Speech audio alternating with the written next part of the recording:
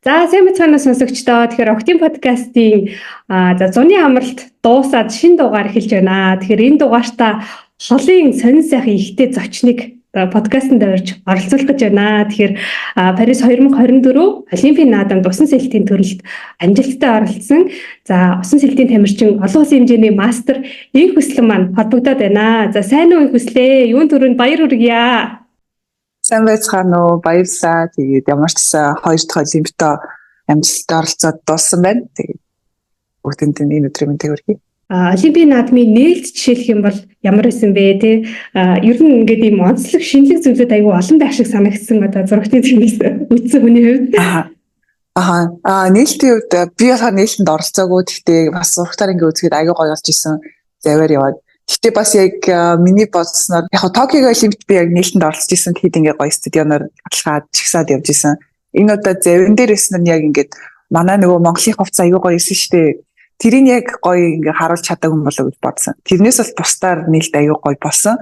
Яг Токиогийн олимпиад үеэр болохоор ковид байсан болохоор ямар ч үзэх чийдэр байхгүй жоохон аягүй тийм чимээг байсан. Энэ удаад бол бүр тэмцээнээр ч гэсэн айгүй юм их үзэгчтэй. Манай усны ордон гэхэд 15,000 үзэгчдийн судалтай ингээд битүү үзэгч үзээл тэгээд бүр ингээд дэмжиж байгаа тэр орилж байгаа алга ташистууд тэр бүр үнэхээр гайхалтайсан. Тэгээд амарсан энэ олимпийн туршлага бол үнэхээр юм мартагдахааргүй гоё өнгөрч байна.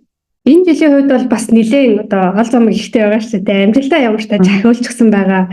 Тэгэхээр тэр талаараа яриул тээ. Өмнө нь одоо манай сонсдог усын спорт сонирхдаг хүмүүс бол мэдчихэж байгаа маш олон одоо амжилтуудыг бас эзэмшдэг ийм мундаг охин байгаа. Тэгэхээр энэ жилийн хувьд яг ямар амжилтыг хоёлаа үзүүлээд байгаа вэ?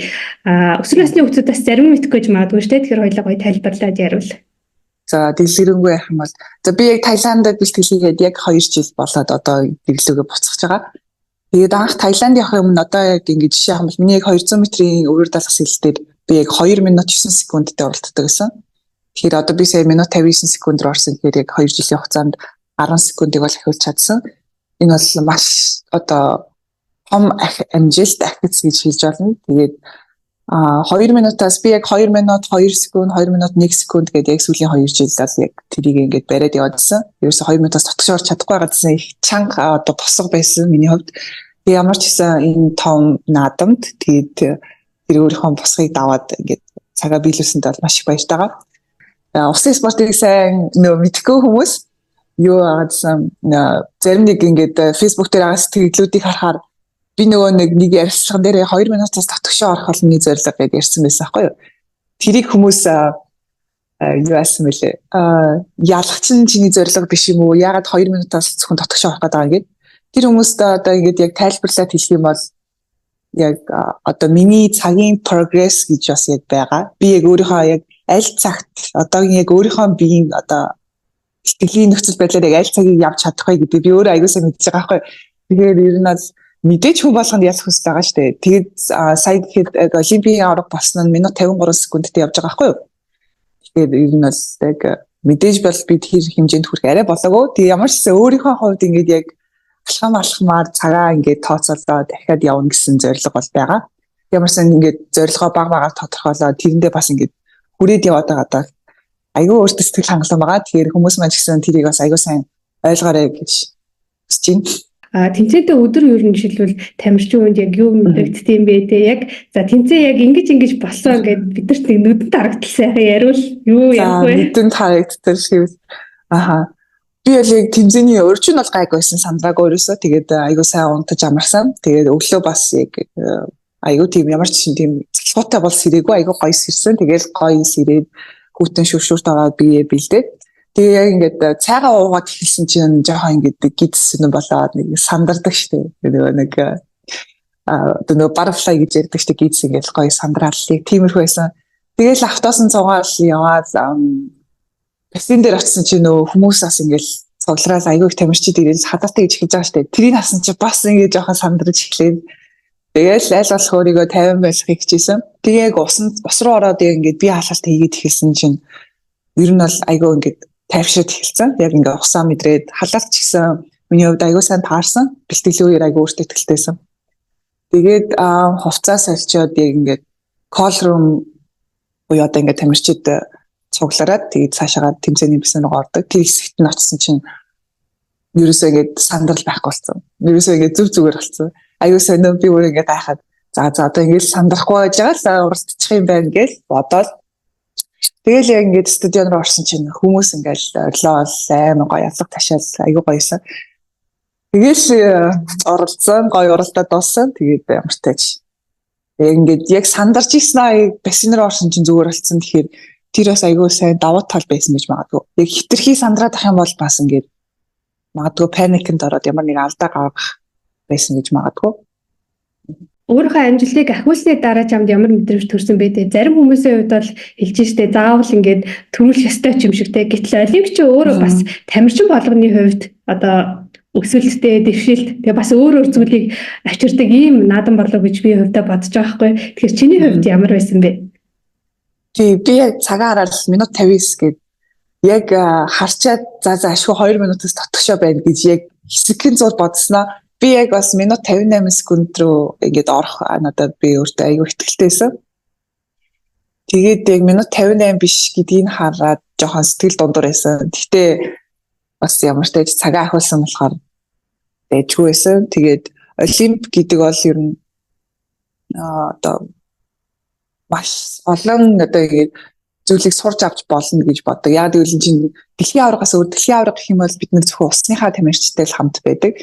Олимпик гэх юм бол ингээд бүх улсын бүх спортын одоо ингээд дэлхийн шилдэгүүд ингээд хотхон дотор байгаа. Тэгээд тэднийг ингээд байнга хараад хоолны газар ингээд гадуур асгах чадхтай ч гэсэн харах нь бол машин бас догтлол тэгээд баяр хөөртэй байдаг. Тэгээд тэрийг дагаад ч гэсэн сэтгэл зүйн хувьд ч гэсэн аюу гоё юм эргээр нөлөөлдөг байх гэж бодож байгаа. Зүгээр тэмцээнд орохоос өмнө нэг өдөр нь яаж өнгөрдөг байсан бэ? Бэлтгэл бол тэмцээний өмнө би яг 2-1-2-1 гэж хийж байгаа. Тэрнээс хойш 2 удаа бэлтгэлээ дараагийн өдөр 1 өдөр тэгээд дараагийн удаа 2 удаа гэж.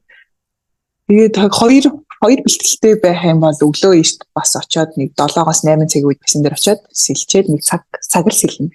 Тэгээд буцаж ирээд өглөөний цагаа уугаад унтаад тэгээд унтаж бас чи өдрийн хоолоо идээд тэгээд бас дахиад нэг жоохон амарч жагаад өдрийнхөө бэлтгэл нэг 4-5 цагийн үед бэлтгэлээ бас очиод нэг цаг сэлнэ.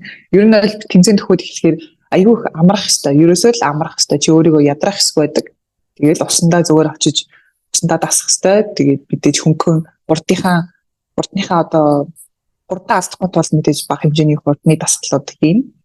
Тэгээд бас босож ирээл бэлтгэлээ хийж ирчээд оройнхоо хоолыг идээл амраад тэгээд бас мэдээж хотноор сонин сайхан зүйлтэй бас танилцсан. Тэмцээнээс өмнө нэг 2 хоног нэлээ танилцаад нөгөө тоглоом тоглоод тэгээд бас нөгөө өнгөө Samsung-ийн утас бас өгсөн тэр мэрийг аваад айгүй их юм үзсэн тэмцээнээс өмнө. Нэр тэр утас айгүй гоё. Олимпиад нэг юм кейс нэг гоё юм лээ те. Тийм кейстэй тэгээд бас яг утсан дээрээ ингээд цаанаасаа принтлээд ингээд олимпийн лого өгдөн штэ. Айгүй гоё. Таалагдчихж байгаа. Монгол жишээлх юм бол ер нь усын спорт ч айгүй бүртгэж зардал бас өндөртэй спорттой орно шүү дээ. Тэгэхээр чиний хувьд яг ямар замналаар бэлтгэлээ хийж ийн вэ?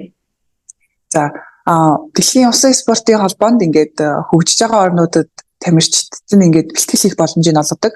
Хамгийн одоо тухайн улстай хамгийн өндөр оноотой хамгийн сайн тамирчид нь яг тэр боломжийг олгодог.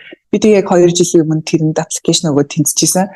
Тэгээд яг жилийн хугацаатай явах байжгаад би тэнцээ очсон чинь айгүй ингээд амжилт нэлээд ихсэн. Тэгээд тэнцээ байгаа багш маань ч гэсэн надаа айгүй дуртай бэлтгэлээ сайдаг болохоор тэгээд амжилт ч гэсэн айгүй ихсэн. Тийм учраас дахиад 1 жил сунгаад тэнцээний ер нь бол 2 жил бэлтгэлээсэн.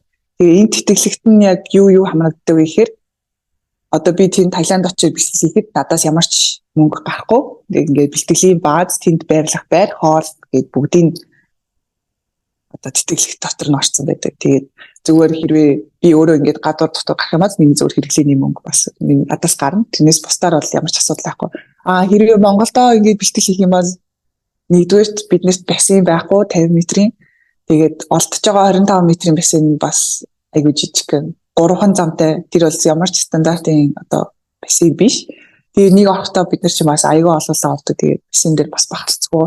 Тэгээд бас нөгөө нэг бассейнууд чи хувийн эзэмшилт байдаг шүү дээ. Тийм болохоор нөгөө нэг одоо мөнгөө төлөөд орж байгаа гишүүнчлсэн хүмүүс гэж байдаг тий. Тэднэртэй бас ингээд давхцаад орохоор бас бэлтгэлийг айгүй хүнд нөхцөлтэй байдаг. Тэгэхээр ер нь л тэр маш их асуудалтай. Тэгээд бас Монголд хийх юм бол одоо мэдээж би бассейны төлбөр төлнө байсаад өөрөөсөө тэгээд бас гэрээс ингээд холны аж цааш явах юм бол мэдээж ингээд автобусны мөнгө эсвэл таксиний мөнгө гэдэг. Ер нь бол Монголд хийх юм бол нэлээд их зардаг. Таиландын сүүлийн 2 жил бол одоо ерөөсөө дивацин шиг л байсан. Бэлтгэл хангахад бол зүгээр тийм дүнхээр ямар ч асуудал байхгүй. Яг төгсөн байршил бассейн ч гэсэн бүр үнэхээр гоё тасарсан бассейн гэдэг. Тэр шалгуур өндөртэй юм тэтгэлэг өөр улс орнуудаас ямар тамирчид юу бас авдаг вэ? Ер нь бол шалгуур өндөр гэх юм бол айгу яг хамгийн одоо улсынхаа хамгийн сайныг л сонгож авдаг гэх юм бол яг тэнцээ надтай хамт бэлтгэл хийж ясан баг 20-од улсын хүүхдүүд байгаа. Ихэнх нь Африк тгийн улсууд байдаг. Тэгээд Азиас гэх юм бол 3-4 улс байсан. Надтай нийлээд. Тэр жишээнд дуртай хамаал Пакистан, Бутан, тэгээд Бангладеш гэдэг ер нь бол яг бас усын спорт ингээд дөнгөж хөгжиж байгаа тиймэрхүү улсуудын тамирчид сонгож ирдэг. Одоо тэгээд дараагийн тэтгэлгийг манай дүү авсан байгаа. Одоо бас 9 сард яг Таиланд руу явж байгаа. Жилийн хугацаатай. Баяр хүргэе. Ямар гоё юм бэ? Баярлалаа. Би ингээд одоо бодоод хахаар тамирчин байна те ингээд амжилт гарна гэвэл за хичээ гэд одоо хичээгээрээ гэл хамгийн дөрөв хэлэн штэ одоо хөдөлмөрлөж амжилтанд хүрнэ гэдэг чинь нэг байдаг л өгнөд. Гэтэ яг хичээн хөдөлмөрлөн гэдэг нь хүн болгоны хувьд ингээд арга барил нь өөр те. Одоо тухайн хүний сэтгэл зүй, туулсан амьдралын ингээд замналаас хамаарат чиний хувьд жишээлх юм бол яаж ингээд зорилготой яг 2 жил гэртээ ярихгүй гадаад ингээд бэлтгэл хийн гэдэг чинь бас тухайн хүнээс өндөр бүр ингээд ийм үр хариуцлага амар ухамсарлсан.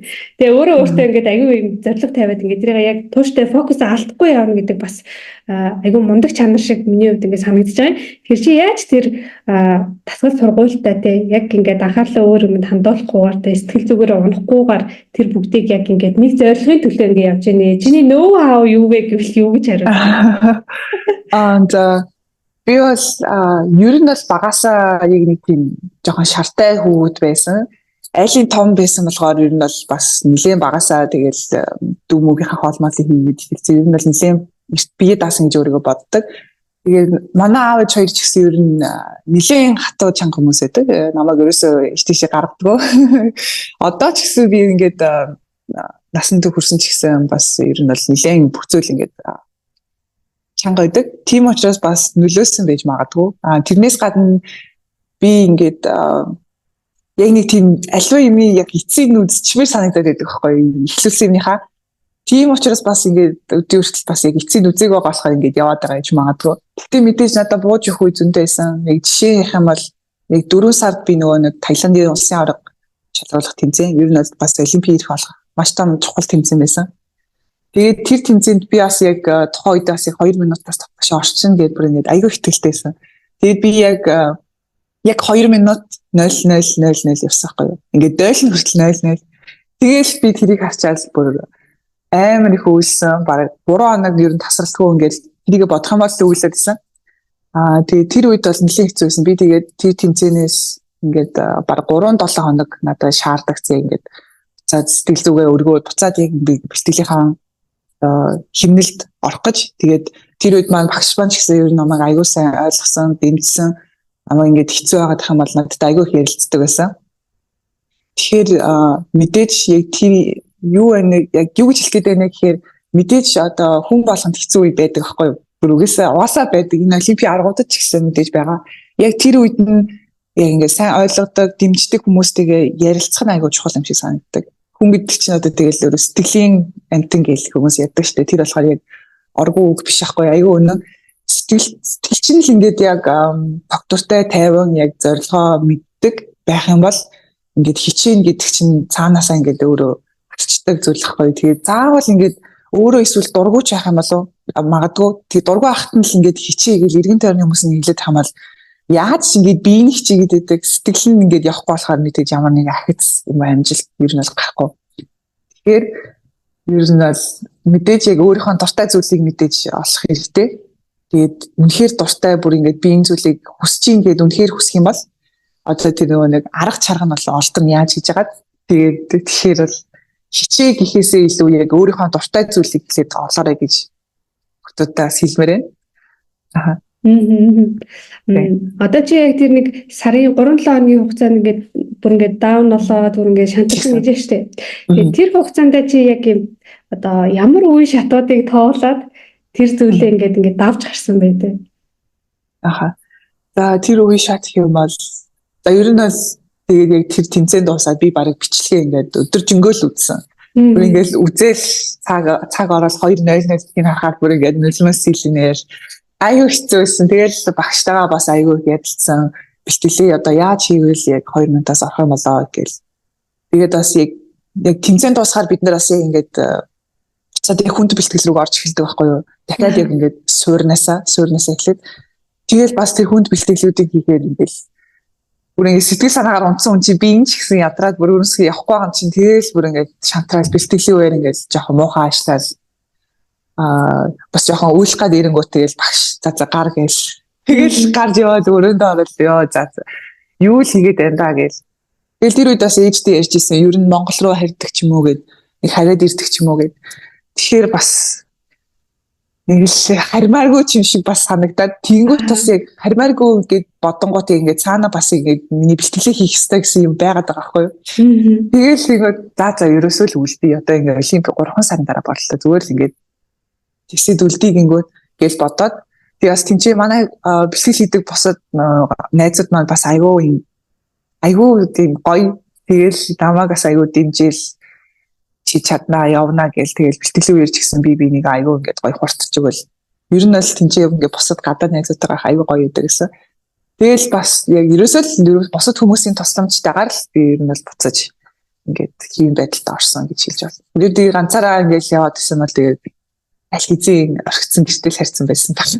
Одоо цаашдынхаа зорилгыг тэгээд ингээд 2 юм том зүйлийг тоолчлаа. Тэгээд шантралаа туулсан байна. PPR орчлаа. Одоо цаашдаа яг юу зорж ин тэ?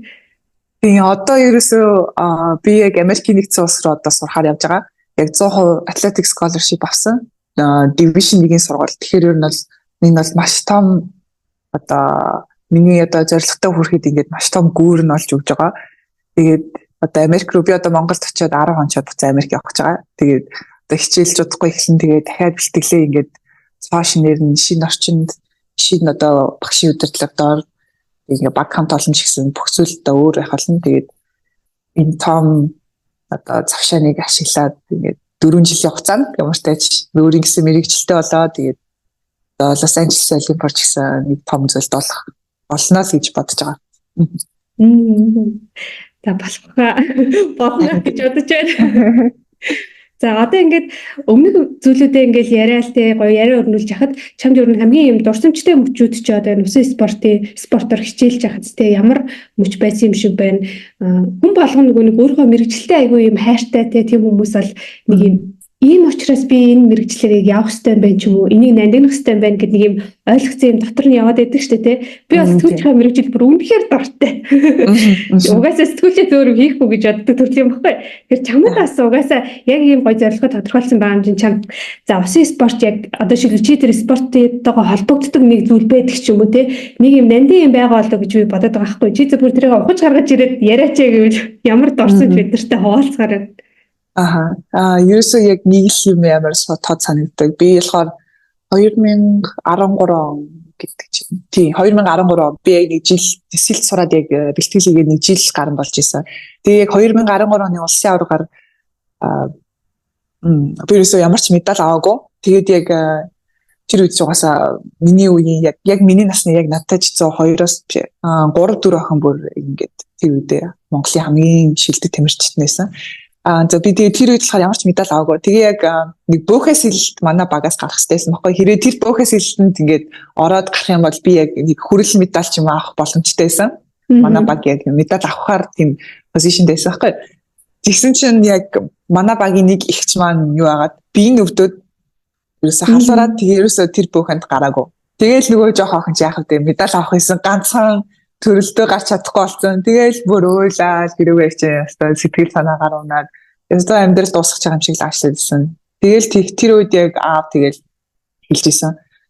Юу одоо чи энэ бөөхөнд гарахгүй байлээ гээд медаль авахгүй байлээ гээд чамд ямар ч юм болохгүй. Дараагийн удаа чи бөөхөө биш өөрийнхөө хүчээр медаль авах үе чи ирнэ гэдэг яг тэр үед тэгсэн. Тэгэхээр нь л за ерөөсөө тийм байна. Ерөөсөө бусдад найдах биш. Өөрийнхөө хүчээр юм олж авах хэрэгтэй мэн гэдэг тэр үед ингээд аягүй шууд ойлгочихж байгаа байхгүй. Тэгэл ер нь бол тэрнээс ихсүүлээд за ер нь л явах юм байна. Гэл яг тэр үед ойлгосон. Тэгэл одоо өдөрт явсаар л юм. Олон улсын чанартай ингээд тэмцээн уралдаанд яваад эсвэл нөгөө гадаад янз бүрийн найз нөхөдтэй болохоор бид нэр Монголдөө юм байгаа юм байна. Тэгээд ер нь одоо шилбэл залуучууд тий олон улсад нэг иймэрхүү байгаа юм байна гэсэн нэг юм мэдрэмж ингээд төрдөг штэ тий одоо манай Монголын хөгжил юм байгаа байж юм эсвэл одоо залуучууд жоохон зөөлөн ур чадвар тий одоо тиймэрхүү юм дутуу байгаа юм байна да гэдэг ч юм уу тий. Тийм анзаарч мэдсэн зүйл чамд ер нь юу байна вэ? Анзаарч мэдсэн юм байгаа. Би шууд ингээд өөртөө шууд анзаарч байгаа байхгүй. Би ч угаасаа аягүй тийм дараахан хүн ингээд ерөөсөө юм ярьдаг. Ер нь бол introvert, миний MBTI INTJ. Тэгээ ер нь бол нилээ ерөөсөө юм ярьдаг хүн. Тэгээд яг хөтэ 2 жилийн өмнө анх Таиландд очиод энэ чинь Таиланд хүүхд ерөөсөө байхгүй. Нэг л хүүхдэд юм шүү тий. Тэгээд босон дандаа өөр ус хүүхдүүд. Тэгээд бид нэр хоорондоо дандаа англиар ярьдаг шүү дээ. Тэгээд анх очиод яг миний англи хэл тийм сайн байгаагүй. Бас ерөөсөө юм ярихгүй дээр тэгээ англи хэл сайн биш болохоор баг 2 сар баг нэг хүнтэй яриаггүй. Зүгээр ингээд тэлээ хийж дуусаад өрөнд очиод амардаг тийм байсан. Тэгээл яг нөгөө нэг минийас сэлэлт ингээд сайжраад хэлээд ингээд бэлтгэлийн үеэр ч гэсэн ингээд урд нь гараад хэлсэн. Тэнгүүд ингээд хүүхдүүд бас аюу ингээд юм ярьдаг болоод эхлээд. Тэгээ бүгдэнтэй аюу хурдан найзууд болсон. Тэгээ тэр үед ингээд анзаарх нэ ер нь бол Монгол хүүхдүүд за эсвэл би өөрөө тийм байсан байж магадгүй. Гэтэ айгуу тийм нөгөө нэг ингээд тотгож байгаа штэ хүнтэй ерөөсөө юм ярьдгүү. Тинчи гадаад хүүхдүүд болохоор нөгөө англиар бүр ингээд англиар ярьдаг болохоор ч тэр юм уу эсвэл ингээд сэтгэж байгаа нь ингээд бүр шал өөр. Ерөөсөө хинээс санаа зовхгүй зүгээр ингээд яг өөрөө тэр хүн юу мэдэр чинь тэрийг ингээд шууд яриад бүр айгуу юм өөрийгөө илэрхийлэх чадвар нь айгуу сайн гэх юм уу. Тэгээ таалагдахгүй юм шууд таалагдахгүй ингээд тэгээд Монголд хамаа тэгээд бас одоо бас нөгөө нэг магадгүй энэ бас юутай холбоотой гэж магадгүй нөгөө нэг ахмад хүний хүнлэн гэх юм уу одоо ингээд насны зөрөө гараад эхэлдэг штеп. Тэгээд тэрнтэй бас холбоотой гэж магадгүй. Тэгтээ одоо ингээд гадаад очиод мэдээж таамаа гэж дуудна гэсэн байхгүй штеп. Надаас ингээд тэнтэй бэлтгэл хийдэг хүмүүс ер нь бол надаас нэг хинхэн ингээд 3 4 дүү заримдаа ингээд 6 мургаан настай хүүхдүүд байдаг гэсэн. Тэгэл тэд нар чинь шууд ингээд намайг нэрээр дуудаад эхлээл тэгэл хоорондоо ингээд найзуудтай юм шиг найзаар юм шиг яриад тэгэхээр нэрээ бодлоо штэ. Ер нь бол заавал ихчгэж дуудаад хаад байхгүй. Ер нь ингээд гоё ямар ч насны хүмүүстэй гоё ингээд найзлаад явхад ямар ч асуудал байхгүй юм биш үү гэж ер нь бол нэлээд би тэгж бодсон. Тэгэл Монгол ирэх юмас одоо ингээд надаас 6 дүүхэд миний нэрийг шууд ингээд миний нэрээр шууд дуудах юм бол надад нэг жоохон сонир санагдаж бас магадгүй тий. Шууд чимээ гээл дуудаад ирэнгүүт. Тэгээд тэгэнгүүт би бас ингээд аль хэзээ тийм юм тасцсан болохоор ер нь надад нэг асуудал байхгүй болоод эхэлж байгаа. Тэгэхээр бас ер нь бас мэдээж орчны хувьд л ялгаа надад тэр нь юм шүү дээ. Соёлын ялгаа нэрээ нөлөөлөх бах тий. Тийм соёлын ялгаа. Өөрийгөө олох тий. Тэгээ сэтгэлийн өрөөлөмдө хамгаалах гэдэг ийм сэдвүүд нэг юм амар тренд болоод байна шүү дээ. Гэхдээ энэ бидний амьдралд амар хамаатай бүр ингээ өдөр тутмын амьдрал тий. Тэгэхээр тэртэй холбоотой чи хувь хүнийхээ зүгээс ямар ийм өөрчлөлтүүдийг ер нь тий эсвэл ямар ийм акцийг ч юм уу олж харж байна вэ?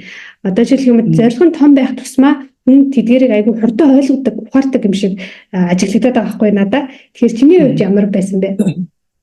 Яг угаасаа сэтгэлийн эрүүл мэнд айгүй чухал болоод байгаа нь угаасаа яг бидний амьдарч байгаа орчин яг хитрхи хурдан хөгжөөд байгаа холбоотой байх гэж бодож байгаа. Ингээд амьдралын ингээд үйл явц шатна айгүй хурдан өнгөрөөд байгаа шүү дээ. Тэрээс ажил гэр эсвэл сургууль гэр бүр ингээд мөнгө олох эсвэл ингээд айгүй стрессний амьдралтай ч юм уу.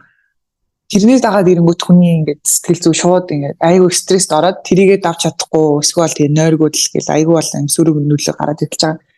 Тэрийг тэгээд өөрийгөө олохтой холбох юм бол за би одоо өөрөө жишээ авах юм бол мэдээж миний зорилго бол олимпийн медаль. Тэгээд за тэрийг ингээд шууд олимпийн медаль гэж шууд авчдаг юм биш. Тэгээд зорилгоо ингээд баг багаар нь тодорхойлоод шууд ингээд том зорилгоо чих холоос ингээд харж иж болно яг тэнцэнийг юм байгаа гэдэг. Тэрэнд хүрэхийн тулд би ямар жижиг зорилго тавиад тэрэндээ ингээд баг багаар хүрээд би тэр яг нэг дээр байгаа юм руу гарч чадах вэ гэдэг. Ингээд амьдралаа баг багаар нь төлөвсөн нь чамд одоо чиний яг одоо ингэ сэтгцэд айгүй чухал биш одоо юм айгүй тайван ч юм уу тийм байж болно одоо нөлөөлнө гэсэн. Тэгээд одоо хитрхи за одоо жишээ авах маань би ингээд баян болмаар. Ерөөс нь надад ингээд амар их мөнгө хэрэгтэй. Тэгэл тэнгууд шууд нэг дор чи мөнгө таач. Мөнгө гээл ингээд стресстэд яваад байгаа юм бол чи амьдралынхаа бус юм ингээд ингээд мартчих штэ. Тэгэл ингээд нөгөө нэг сэтгэл зүйч ингээд байхгүй болж байгаа. Тэгээд мөнгө гэж бодохын оронд би яагаад ингээд өөрийгөө хөгжүүлэнгээ эсвэл мөнгө олонгоо ингээд зэрэг багаар хуримтлал үүсгэж ч юм эсвэл тий бас өөрийнхөө хоббин дээр ингээд бас жоохон харангаа мөнгө болж болох. Тиймэрхүү бас агыг бас олоод явах хэрэгтэй. Ер нь бас тэр жижиг зорилго тавил тэрнээ явсан дээр болоо гэж боддог. Чоод ингээд 5 минут яраас өгöd ахгүй гэдэг. Одоо зөвхөн нэг бусад ийм мэрэгчлээ сонгоогүй ч юм уу те хүүхдүүд байгаа штэ. Тэгээд тэдний хувьд чи яг энэ мэрэгжлийн тамирчны хувьд те яг энэ спортоор цаашдаа явбал тухайн хүнээс юу нь яг юу шаарддаг юм бэ те. За наад зах нь хувийн сахилгат цаг барихаас эхлүүлээд ингээд маш олон зүйлийг өөртөө төлөвшүүлэх хэрэгтэй болов гэж бодож байна. Тэгэхээр чи яг энэ одоо те салбартаа тэр спортынхаа салбарт ингээд дотор нь буцалж байгаа хүний хувьд мэрэгчлээ сонгоогүй хүүхдүүдэд бас юу гэж хэл зөвлөхөөр вэ? За яг спортоор хичээлэх юм бол миний хувьд одоо ингээд сахилга багт цаг барилт тууштай байдал гэл тэднийг яг спортоор хичээлж ихснээрээ тэднийг олж авдаг юм санагддаг. Тэгэхээр чамд тим юм байхгүй байлаа гэд за би ерөөсөө ийм биш юм чинь спортоор хичээлээ бүтэхгүй байхаа ч юм уу. Тиймэрхүү зүйлөөсөө бодож болохгүй. Нэг хичээлээ үзчих юм бол тэр зан чанарууд чамд ингээд өөрөө цаанаасаа суугаад ирдэг юм шиг надад санагддаг. За тэгээд мэрэгчлээ сонгоогүй ингээд хүүхдүүд одоо хүртэл ингээд бодож байгаа хүүхдүүд байх юм бол яг миний бодлоор би ч гэсэн одоохондоо бас мэрэгчлээ сонгоог байгаа. Тэгээд 24 он гэхээр би Таиланд руу 2 жилийн өмнө явахаас өмнө Монгол Улсын их сургуульд сурч исэн. Биотехнологи мэрэгчлэр тий биотехнологиор сурч байгаа тэтгэлгээ аваад явцсан байхгүй. Тэгэхээр одоо тэгээд би ингээд сурахгүй 2 жил явхад би нэг тийм сурах талаар бодож стресстэй байсан байхгүй ерөөсөө цаашдынхаа мэрэгчлээ ерөөсөө тийм бодог байсан. Тэгэл бодохгүй явж исэн чинь ингээд бэлтгэлийгээд явж исэн чинь Америкийн сургууль надтай шууд ингээд холбогдоод тэгээд ингээд 100% тэтгэлэг өгөө ирээд сураад тэгээд бэлтгэлийгээрээ тэгвэл би бүр ингээд шокнд орж байгаа юм чинь. Тэгэхээр бүр ингээд төсөөлөхгүй байсан. Би бүр Америкт сурна морно гэж ерөөсөө боддгоо байсан. Тэгэл одоо Таиландынхаа бэлтгэлийг дуусчаа Монголд очиод нэг сурах байх гээд. Тэгээд ерөөсөө Монголд л очиж сурч хах гээд тиймэрхүү бодоо ижсэн чинь гинт гараад ирж байгаа хгүй боломж. Тэгэхээр ингээд альва юм магадгүй ингээд цаг хугацааны дараас нь шийдэгдсэн ч байдаг гэж магадгүй. Ер нь бол тэгэхээр яг мэрэгчлээ сонгоог байгаа хүмүүст хэлэхэд яг өөрийнхөө дуртай зүйлийг бас нэг л юу рүү гарчлаа. Уусаа өөрийнхөө дуртай зүйлийг л олчих. Тэгээд яг олон зүйл туршиж үзээд ч юм уу те эсвэл янз янзын одоо өсвөлийн үед хүүхдүүд аягүй сайн дураа ижил хийдэг болсон байсан. Тэр бас аягүй нөлөөлдөг гэж магадгүй. Яг өөрийнхөө сонирхож байгаа салбар ч юм уу эсвэл янз янзын салбарын сайн дураа ижил хийгээд үзвэл бас иймэрхүү юм дуртай ч юм байж магадгүй гэж бас бодож магадгүй. Жишээ нь ингээд спортын сайн дураа ижил хийх юм бол энэ тамирчдын зүйл надад аягүй таалагдчихэв. Би магадгүй спортын хэмжиж болъё. Эсвэл тасгалжуулагч болъё ч юм уу. Тиймэрхүү зүйл бодоод эсвэл ингээд эмнэлгийн сайн дурын ажил ч юм уу тиймэрхүү ингээд хүн тусалдаг зүйл хийх юм бол би ер нь хүнд туслах туфтай байна. Тийм болохоор ямархуу ийм энтэй ингээ холбогддог мэрэгч сонгож юм аа. Тэгээ эсвэл ингээ хүн туслаад үзсэн чинь надад ерөөсө таалагдахгүй байна. Би арай өөр нэг хүнд туслаад байдгүй мэрэгч сонгож юм уу тий. Тиймэрхүү зүйлийг ингээ өөрөө ойлгож чадах байх гэж бодож байна. Тэгэхээр аль болох ингээ олон зүйлийг туршиж үзээд яг өөрийнхөө яг юу хүсэж байгааг олчих юм бол илүү амархан байх магадaltaй гэж ер нь бодож байна. Юуны Америкийн нөгөө нэг сургууль нь ямар сургууль вэ? Тийм. Невадагийн их сургуульд төгссөн. Тэгээд миний мэргэжил юм бол public health. Тэгээд бас major in public health. Тэгээд minor нь би биологиор сурч магадгүй гэж бодож байгаа. Биологи эсвэл физиотерапитэй холбогдолтой мэргэжил.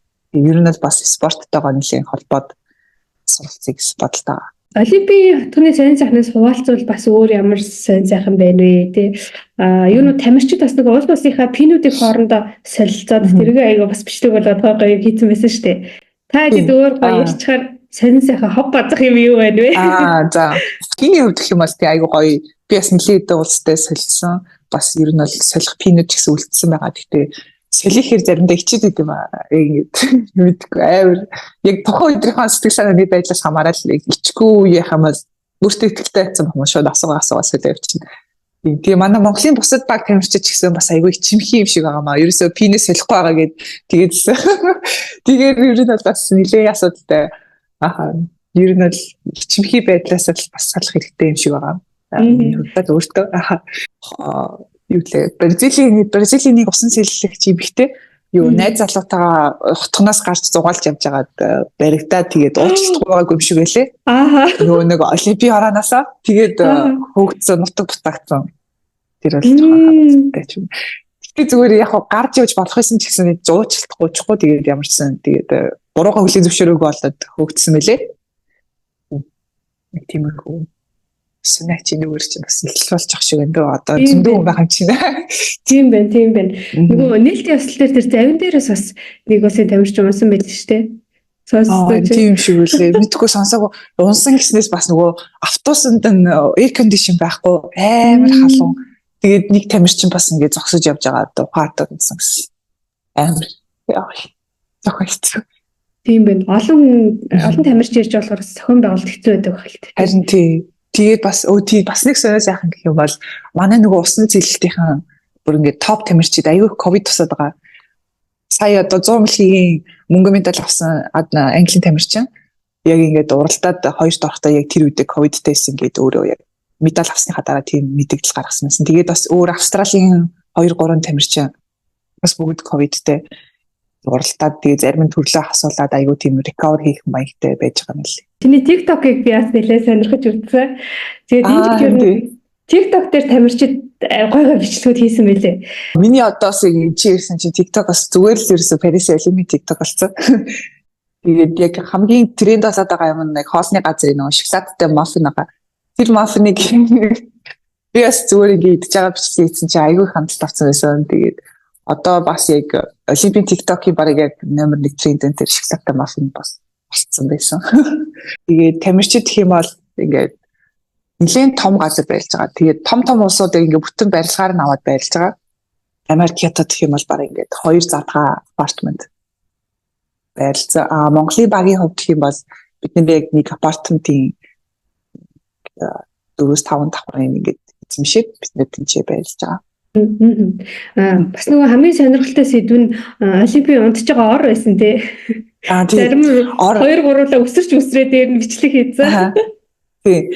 Энэ ор надад л аюу тугтай вирусөө ингээд унтахад бол надад ямар ч асуудал гарахгүй байгаа. Гэхдээ ингэ зарим хүмүүс ингээд цаасан хайрцаг болохоор нь аюу тухгүй байна. Эсвэл матрас нь хитрхи юм юу гэдэг лээ. Энэ хөөсөн матрас ахгүй юм. Тэр нь бас зарим хүмүүст аюу таалагдахгүй байх шиг гэсэн. Тэгээ миний хувьд бол надад аюу таалагдж байгаа. Аюу их тийм тугтай унтаад байгаа энэ орон дээр хүн болгоно тэгээд өөр энэ подкастыг сонсож байгаа охтууд тэг өсвөр насны залуу охтууд жоохон охтууд байх юм бол чи за та нэг амьдралдаа ийм баримтлаарай ч юм уу эсвэл ийм зүйлийг санаж аваарай ч юм уу те эсвэл би ийм баримталдаг шүү ч юм уу захиж хэлэхээр юм юу байна вэ? За хамгийн нэгдүгээр захиж хэлэхээр юм бол өөрийгөө аягүй хайрлаарай. Бусдыг ерөөсөө мэдээж бусдын анхаарал одоо бусдын үзэл бодол чамд хамаатай ч гэж магадгүй. Гэтэ яг үндэ ингээд одоо би ингээд биеэс өөртөө хуучин аягүй тэгж боддог гэсэн. Бусд хүмүүс намайг юу гэж бодох вэ тий. Ингээ хийчихвэл тэр нь юу гэж боддог юм бол эсвэл энэ тэрэнд тгий хэлчихвэл яад юм бол гэдэг аягүй их тийм боддог гэсэн. Тэр бол зүгээр ерөөсөө л өөрийгөө тийм унгааж байгаа, өөрийгөө доош нээж байгаа аягүй тийм буруу үйлдэлээс нэлээ. Тэгэхээр ерөөсөө тийм зүйлийг битгий бодорой. Чи нэгдүгээр л зүгээр өөрийгөө хайрлах хэрэгтэй. Өөрийгөө хайрлаас урчих юм бол өөрийнхөө дуртай зүйлийг мэдээд авчих юм бол ерөөсөө ингээ бусад зүйл чинь анасаа л ингээ тохиолдод эхэлнэ. Хэрвээ мэдээж одоо ингээ өсвөр насны охтууд ингээ аягүй гоё үеж гэж мөрөгдөг штэ хоорондоо тий. Банд нэртэй тэгэх юм бол чи мэдээж ихлэ өөрийгөө олоогүй байх юм бол тэр хүнийг чи хайрлах чадахгүй гэсэн үг байхгүй юу? Ер нь бол өөрийнхөө дуртай зүйлийг олоогүй байх юм бол тэр хүнд нэг дуртай зүйл байхад чи тэрэнд нь ингээд таархад эсвэл сэтгэл дундуур байх юм бол тэрний эргээд чамд ингээд сүргээр нөлөөлөх аягүй их магадлалтай. Тэгэхээр ерөөсөө өөрийгөө хайрлаад өөрийнхөө дуртай зүйлийг олчих юм бол энэ амьдралд бол нэг хэцүү байгаад зүйл байхгүй гэж бодож байгаа. Тэгээд ер нь өөртөө хайртай байгаарай. Тэгээд мэдээж өөрийнхөө дуртай зүйлийг олоод нэг тийм гоё зоригтой амьдралд гоё зоригтой амьдрах юм бол ер нь бол Монголд хитий амьдрахад хэцүү байгаа ч гэсэн ямар нэгэн гоё зүйл олоод амьдрах. Онцтой. ээж авдаа бас багштай хандаж хэлэх үг байгаа болоо гэж бодож байна. Ээж авд хандж хэлэх юм бас. Тэгээд ямар ч тач одоо өдийг хүртэл намайг дэмжсээр ирж байгаа. Бас энэ чи ирц олимп үзэж байгаа. Тэгээд байнга дэмждэгт баярлаа. Мэдээж үгээр юу нэг хэлдэг ерөөсө дэмждэг гэж. Гэтэ яасаа ингэж яг үйлдэлээрээ дэмжиж байгааг би угаасаа мэдэрдэг, ойлгодог болохоор тэрний санаа зовлтгүй шүү гэж хэлье. Тэгээд багштай хандаж хэлэх юм бол би ч аяга олон багштай хүн. Тэгэл ер нь бол маш их баярлалаа гэж хэлсэн. Надад ерөөсө баярлалаа гэхээс өөр хэлэх үг олддгүй маа яг үнэндээ. Тэгээд угаасаа талхаж байгаа сэтгэлээ илэрхийлье гэхээр ингээд баярлалаа гэдэг үгнээс өөр үг олддгүй. Гэхдээ ямар ч тач үйлдэлээр харуулах юм бол би яг хизээний өдөр том амжилтанд хүрээд тэрийг харуулна гэж бодож байна. Подкастаа ингээд өндөрлүүлье. Тэгээд Парисын Олимпиад бас маш амжилттай оролцоод улсынхаа нэрийг гаргаад тийм маш олон хүний ингээд бархлыг төрүүлж байгаа энэ хүслэндээ маш их баярлалаа. Тэгээд цаашдынх нь бас спортын замналд томоостой амжилтыг хүсье. Тэгээд манай подкастын зочноор оролцоод охтуудад бас өөрийнхөө хувийн туршлагатай бас гой зүйлийг ярьсанд маш их баярлалаа. Тэгээд амжилт хүсье. За баярлалаа. Подкастт орж оролцсонд баярлалаа. Тэгээд өнийг сонсож байгаа өсвөр насны охтуудтай ч гэсэн хандж хэлгээд тэгээд бүх ажил одоо амжилттай сурлах юм уу амьдралд нь маш том аз жаргал амжилтыг хүсье. Тэгээд та нар чаднаа л гэж хэлдэг.